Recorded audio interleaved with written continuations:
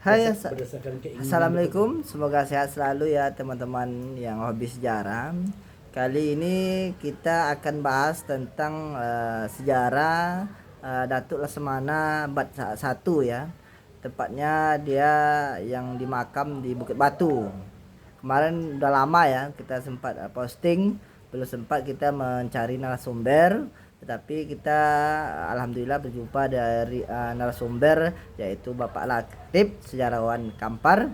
Mungkin kita sedikit banyaknya kita akan mendengar tentang sejarah-sejarah Datuk Lesmana Raja di Laut yang pertama. Oke, Assalamualaikum Pak Latif. Warahmatullahi wabarakatuh.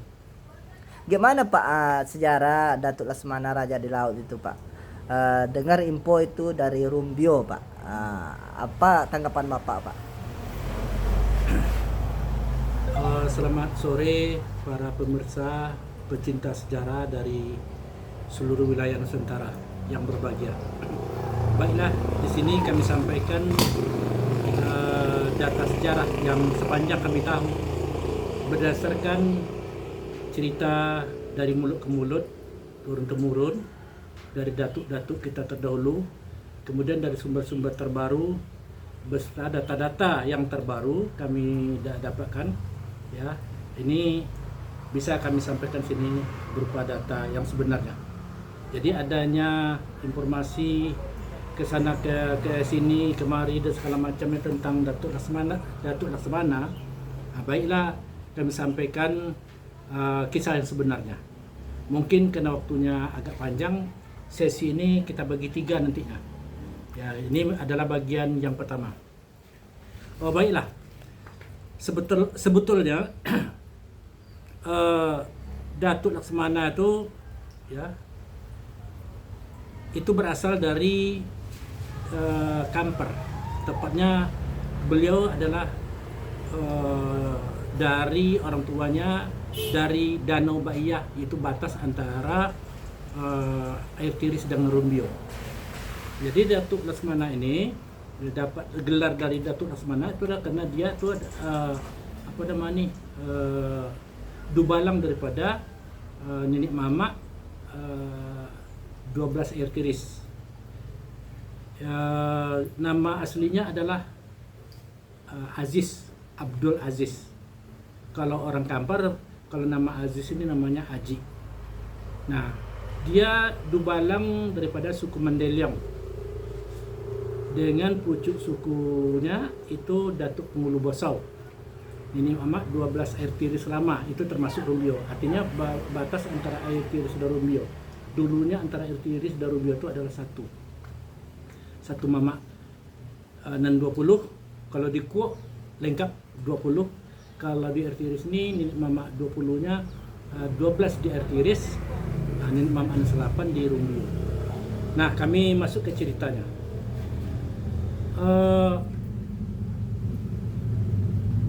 Datuk Laksamana yang akhir-akhir ini bergelar Datuk Laksamana Raja di Laut ini, kalau dari sejarah aslinya dia sebagai dubalang itu gelarnya adalah Datuk Sakti Laksamana. Itu kami sebutkan tadi dubalang air Tiris dan suku Mandeliong. Nah, dia diberi tugas, nenek mama air Tiris memberi tugas kepada beliau ke Datuk Datuk Pengulu Bosau air Tiris selaku Sempit Bonyo Nagori.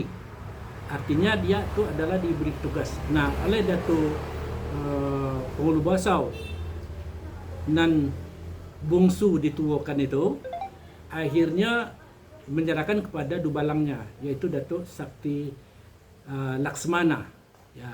Datuk Sakti Laksamana, atau orang Kampar bilang Datuk Sati Laksamano ya. Nah, tugas dia adalah untuk mengawasi hutan ulayat nenek mamak dan 12 air Tiris selama itu di daerah Rimbo Panjang sekarang, batas Kampar dengan Pekanbaru sampai ke Danau Bingkuang itu ya. Kemudian sampai ke Kerajaan Senapelan. Kemudian ke sini, ke kirinya Batin Segale-gale dengan Tapung. Kemudian terus ke kanannya adalah Teratak Buluh dan Lubuk Siam. Nah, itulah kawasan daripada tanah ulayat kenegerian air tiris lama. Itu menguasai hutan ulayat dan danau-danau itu ataupun kalau istilah sininya adalah daerah-daerah masih tergenang air itu, Bonca. Itu. Sebelum jalan Bangkinang air tiris, jalan Bangkinang air tiris sampai ke Pekanbaru belum siap waktu itu, sebelum dibuat oleh Belanda. Kemudian kisahnya mengapa dia sampai ke Semenanjung. Dia memang merantau ke Semenanjung ini lantaran dia dulu ada istilah temakan pantang gitu, terlanggar pantang. Ya, di mana salah satu pantang itu adalah termasuk daripada kalau istilah adatnya tuh tapijak ke Bonang Arang. Nah, kalau tapijak ke Bonang Arang artinya terpijak ke benang arang. Kalau di Indonesia kan akhirnya tapak kaki jadi hitam, ada tanda-tanda di situ yang kurang baik yang bisa dibaca dengan jelas oleh masyarakat kemana jejak kita melangkah. Nah itu, jadi kena talando ke Bonang Arang istilah adatnya, maka beliau ditugaskan ke daerah rawa di Pekanbaru itu, dia sampai ke Batin Sigale-gale. Nah di situ dia dapat jabatan sebagai Sumpit Bonio ni Mamak Do boleh. Kemudian karena malu dalam ya secara adat dia terlanggar itu tadi, dihukum secara adat juga. Akhirnya dia merantau ke Semenanjung, ya, terutama karena dia tidak mendapat jodoh di Kabupaten Kampar karena semua orang tahu siapa Datuk Laksamana Raja Laut. Dan ini sudah pernah kami sampaikan di Balai Adat Air Tiris. Untuk secara lengkapnya kalau ceritakan tentang ini kami minta izin dulu nanti dengan suku Mandeliang ataupun Datuk Kuasa, ya. Kami minta izin dulu kalau ceritakan detailnya. Tapi baiklah, singkat cerita, dia merantau ke Semenanjung karena dia punya ilmu kebal, ilmu kebatinan yang sangat tinggi, ya. Dan kena itu juga lah dia dijadikan dubalang dia pas pula botong tumbuh di Mato di Dubalang Mandeliang. Kemudian dia merantau ke Semenanjung tadi, ya, daerah yang dijalaninya Batin Sigale-gale, Pekanbaru tadi, atau terus ke hilirnya, kemudian sampai ke sepanjang Bengkalis, dan Bengkalis Rupat atau menyeberang ke Kundur dan terus ke Johor, Malaysia. Nah, ini diperkirakan sekitar abad, kalau tidak salah kami 14-15 ini abadnya, ya. Nah, jadi data-data identitas itu masih ada. Jadi dia bergelar Datuk Laksamana tadi, Sakti Laksamana, dia sudah berangkat ke Semenanjung. Dia digantikan oleh Datuk Laksamana lain. Oleh Nini Mamak 12 Air Tiris dihilangkan sakti. Dihilangkan saktinya, namun Datuk Laksamana tetap dipakai. Makanya sekarang tidak lagi bergelar Datuk Sakti Laksamana, tapi Datuk Tolak Laksamano sampai sekarang. Jadi ingat, sampai sekarang jabatan kedatukan itu Nini Mamak 12 itu sampai sekarang ini masih ada pewarisnya gitu. Sekarang pewarisnya adalah Dr. Nurhalis, ya, Dr. Haji Nurhalis, mantan dosen UIN. Nah, itu penjabat sekarang. Kemudian mengapa dia merantau ke sana tadi? Dia sudah minta izin dengan orang tuanya, ibunya. Kalau tidak salah pusakanya masih ada yang ditinggal itu sama keluarga ibunya di Rumbio. Nah, itu. Karena batas dulu air tiris Rumbio, ya, tepatnya di keluarga yang dari Danau Baia tadi masih ada sekarang keluarga menyimpan Pusaka, ya. Pusaka tadi berbentuk senjata gitu. Ya. Ada tahunnya. Ada Kami tahun. lupa tahun pasnya. Kalau tidak salah 1361, entah tahun berapa, entah 1461. Kami lupa itu. Betul Tapi topak ada, atau gimana, Pak? ada data. Dia bentuk senjata dan bentuk semacam pusaka, pisau. Dia bukan keris tapi lebih mirip ke pisau. Kalau orang Kampar bilang tuh pisau tumbuk lado lah, pisau tumbuk lado, ya. Dia mengecil ujungnya ada runcing seperti cabai. Nah, tuh. Panjangnya lebih sejengkal. Baiklah, kami lanjutkan. Adanya desas-desus ataupun semacam perbalahan dalam sejarah ini antara kelompok sana kelompok sini, kami tidak menyebutkan daerahnya. Katanya bahwa Datuk Lesmana tadi adalah bernama Tuagik dari Johor ataupun peranakan daripada Bugis katanya. Ini tidak betul.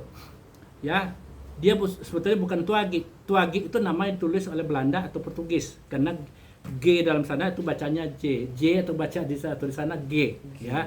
Jadi adalah panggilan aslinya dari Kampar namanya Tuaji. Kalau nama sebenarnya adalah Aziz, ya, Abdul Aziz, yang orang Kampar bilang itu Aziz itu Aji. Jadi Datuk Aji namanya, bukan Tuaji. Tuaji lama-lama panggilan mudanya tuh Tuaji gitu. Sampai sekarang nama-nama seperti itu, panggilan seperti itu masih banyak di Kampar ini. Termasuk di Airtiris itu sendiri. Ada sekarang 87 tahun umurnya, itu namanya Datuk Aziz, masih nama Tuaji dia dipanggil. Okay. Nah, kami kembali pada sejarah dan bukti-bukti. Nah, kenapa dia dianggap di sana sebagai raja di daerah kepulauan oleh orang kepulauan dan semenanjung? Karena dia tuh punya ilmu semacam, kalau orang Jawa bilang mandraguna, ya. Mandraguna. Ilmu kebatinannya tingkat tinggi, ya, sehingga dia dianggap sebagai pahlawan di laut karena dia berhasil membebaskan sampan-sampan dan kapal-kapal itu dari perompak gitu. Memang ada kalau sejarah sana membilang dia itu yang perompak. Dia itu adalah bajak laut, padahal tidak. Dia itu adalah seorang datuk yang tempat pelaut-pelaut di sepanjang Dumai Rupat. Dulu lebih besar Rupatnya daripada Dumainya, ya. Kemudian sepanjang Bengkalis dan sepanjang sampai ke Kundur itu, sampai ke Balerang itu, dia terkenal sebagai orang yang kuat, orang hebat. Jadi punya semacam apalah, pelaut-pelaut di sana itu, pelaut tradisional, dia merapat ke dia. Dianggap Datuk Aji ini sebagai pemimpin waktu itu, atau dianggap panglima lah gitu. Nah, kemudian karena Datuk Aji ini punya ilmu kekuatan yang tinggi, ilmu kebal, biasa. Kalau di Kampar itu biasa, karena seorang Kampar kalau pergi merantau itu punya ilmu dulu, baru diizinkan orang tua atau pamannya. Ilmunya adalah ilmu gayung bambu serumpun atau paling tidak sebatang. Kalau ilmu untuk berkelahi, ilmu silat jelas, harimau Kampar, harimau silat tuwo Kampar, silat harimau, silat bunyan, silat apalagi itu jin, sampai ke tingkat 8 silat itu baru diizinkan apabila punya salah satu ilmu yang tadi.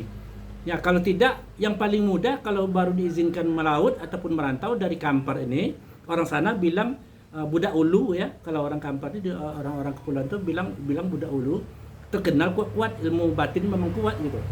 Nah, itu baru diizinkan oleh orang tua atau pamannya merantau apabila sudah bisa mencabut bambu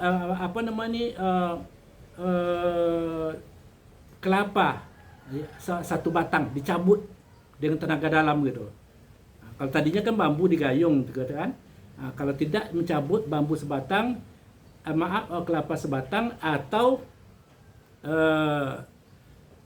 lebih bagus lagi itu aren, nau. Ya, nau satu batang, paling tidak nibung. Nibung semacam sebesar batang pinang atau batang pinang sebatang, baru diizinkan oleh keluarganya, anak datuknya ataupun secara adat, berarti dia sudah berisi gitu. Jadi tidak mengherankan kalau bagi orang Kampar, kalau Tuaji tadi punya ilmu begitu tinggi dan segala macam, tidak mengherankan karena biasanya orang Kampar ke sana tadi, ke Malaysia tadi, tidak hanya melalui kapal, malah ya melalui angin gitu, ya. Nah, kalau ada keluarga kita di Johor ke sana itu, malah dia bisa hadir di situ, ya. Ada semacam ilmu tingkat tinggi ataupun ada kromanya, apalagi setelah masuknya Islam ke Kabupaten Kampar atau Nusantara. Nah, buktinya adalah ikatan keluarga Kampar, Datuk Jenderal Amiruddin Guntur Kampar Putra itu pernah berkata bahwa masyarakat Malaysia yang berasal dari Kampar itu sekarang jumlahnya melebihi 2 juta gitu. 2 juta sampai 3 juta. Ini mereka migrasi dari dulu-dulu ke sana. Semasa kedatuan lagi. Zaman kedatuan dulu sudah hijrah ke sana sampai ke ke Kedah, sampai ke Johor, sampai ke Pahang, Perak segala macam. Nah, silakan buka Google. Negeri yang tertua di Malaysia itu adalah Perak. Di negeri Perak itu adalah Kampar. Kalau kita buka Google, Malaysia itu yang diketemukan pertama kalinya adalah Kampar, gitu. Kampar itu adalah dulunya kota terbesar di Semenanjung, yang sekarang nomor 2 sesudah Ipoh, Perak ya. Nah, dan itu dibangun oleh orang Kampar gitu dulunya. Kemudian Johor, dan kami sudah meneliti berkali-kali ke Malaysia, sudah 8 kali mendatangi daerah-daerah Semenanjung, dan kami dapat kesimpulan dari data yang ada, 8 kerajaan di Malaysia tadi mengakui bahwa datuk mereka berasal dari Kampar. Raja-raja mereka. Tentu rakyatnya gitu juga kan. Raja-raja daripada 8 negeri Semenanjung dan 13 negara bagian tadi, 8 itu sudah mengakui nenek moyangnya berasal dari Kampar. Nah, terakhir ini dari Sarawak, kami dapat apa juga informasi katanya dari mereka tadi juga dari Kampar gitu. Nanti kita terangkan bagaimana migrasinya ke berbagai daerah di Nusantara nanti.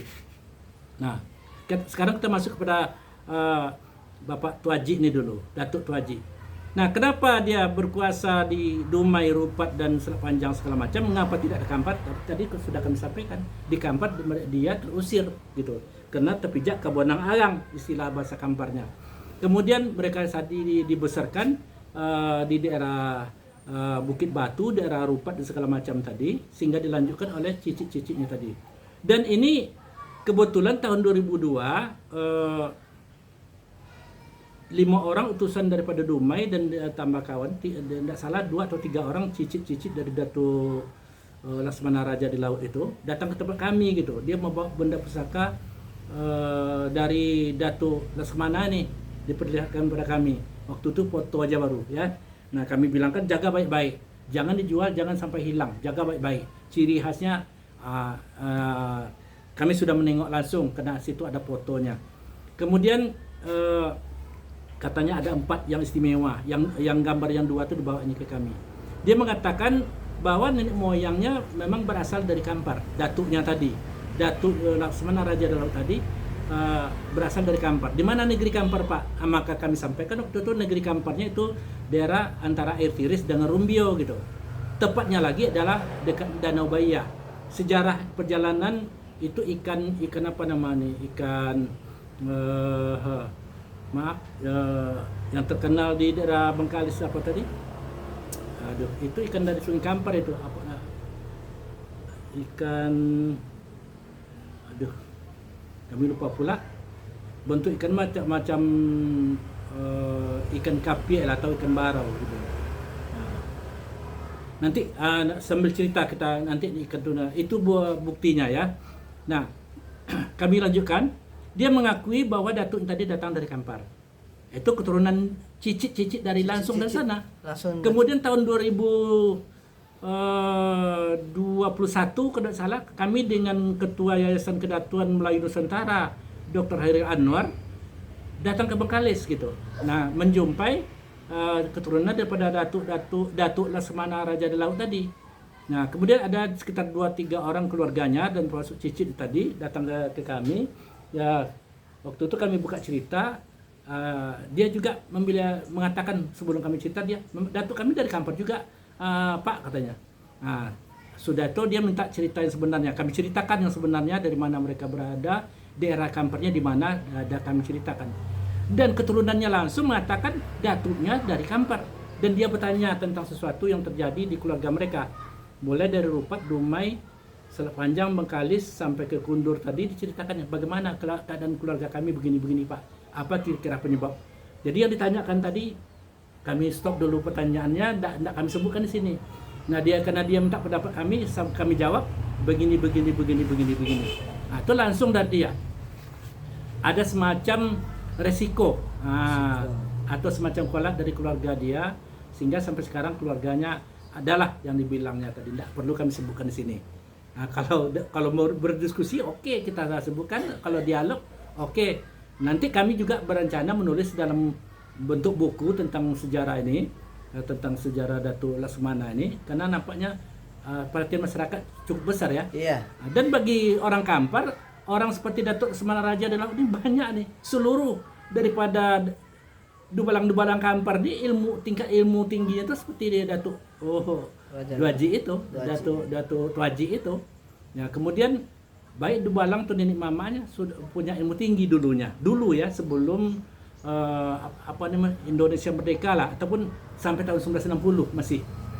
Nah, jadi tidak heran kalau seandainya dia dianggap sebagai pemimpin di kalangan para pelaut. Dan ingat ya, dia bukan perompak. Nah, itu cerita-cerita yang berseliweran di Tanjung Pinang dan di Malaysia dan di Bugis itu mengatakan dia sebagai bajak laut itu tidak benar. Kalau dia mau kita tokohkan, jangan dianggap dia tuh sebagai bajak laut. Ini kan aneh nih. Dia dituduh sebagai bajak laut, sementara dia asli orang Kampar, dibilang orang Kampar marah-marah kalian. Tidak sportif nama ini kan. Kalau kita besarkan, kita besarkan dia sebagai pemimpin kalangan para pelaut. Nah itu. Dia tuh datuk, ingat, ada datuk tuh penjahat. Ya, dia tuh perangkat daripada datuk lima koto yang jabatannya itu adalah Dubalang. Dubalang itu adalah perangkat daripada Nenek Mama lima koto nih. Yaitu Dubalang Nenek Mama, si Rompu, sudah itu Cedik Pandai ataupun Monti, sudah itu lagi adalah Malin gitu. Itu jabatan-jabatan dari sini. Jadi mengenai jabatan tuh sampai sini enggak perlu diragukan, karena jabatan Datuk Laksmana tuh yang namanya dari pesukuan Mandiliang ataupun Domo, dia Dubalangnya umumnya Datuk Laksmana gelarnya. Termasuk di Kuok itu Datuk Laksmano. Ya dipanggil Datuk Laksmano karena itu adalah gelar adat. Artinya bukan cupak buatan, tapi adalah sukatan asli dari gelar dari Soko, cupak asli daripada Soko. Artinya gelar tadi bukan gelar dibuat-buat, bukan cupak buatan, tapi adalah gelar asli daripada negeri Soko. Cuma karena ini karena itu dirajakan, dijadikan pemimpin, itu dianggap dia sebagai raja penguasa laut.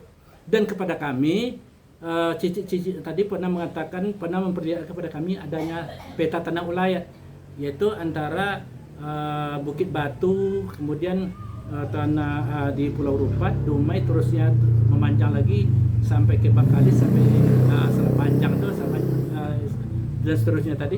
Itu nampak peta ulayat di yang tadi. Mana?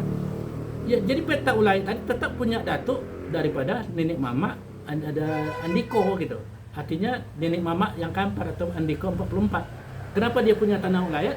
Karena di sini dia tadinya ada di Dubalang, karena di sana tidak ada tanah ulayat, maka dibuatnya dari daerah di kepulauan tadi atau dari beberapa pulau tadi tanah ulayat Datuk Laksamana gitu. Dengan catatan tanah ulayat tadi adalah itu kekuatannya berdasarkan tanah Soko Andiko 44 Kampar. Nah itulah.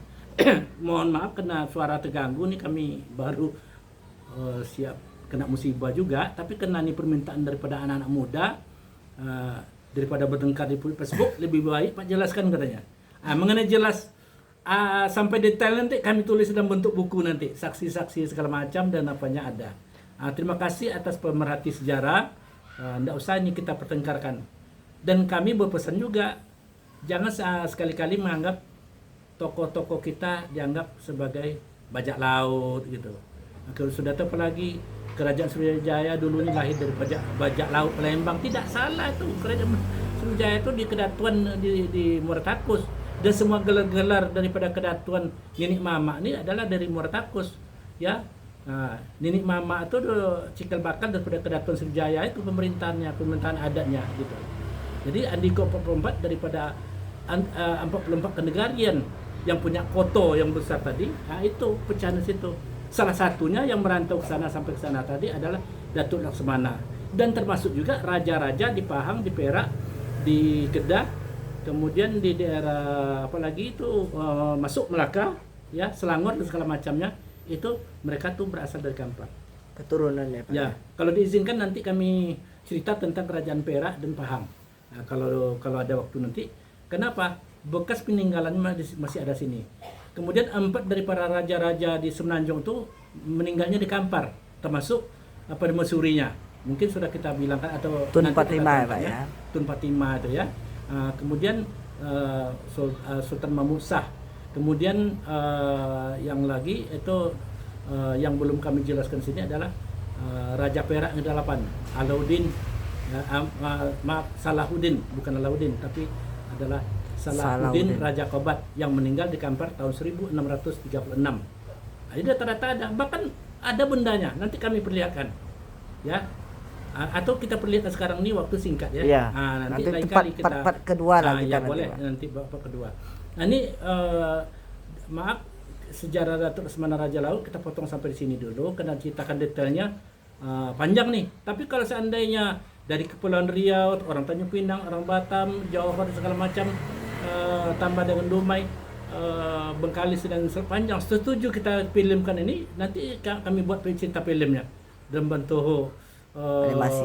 cerita apanya ya. Ini enak karena sejarah perjalanan Datuk Lesmana Raja Laut ini sangat menarik nih. Dari Oke. mana ilmu itu didapat, bagaimana cara dia membawa ikan terubuk gitu. Ikan Perjalanan terubuk. ada sejarah dengan ikan terubuk. Is. Itu sangat menarik.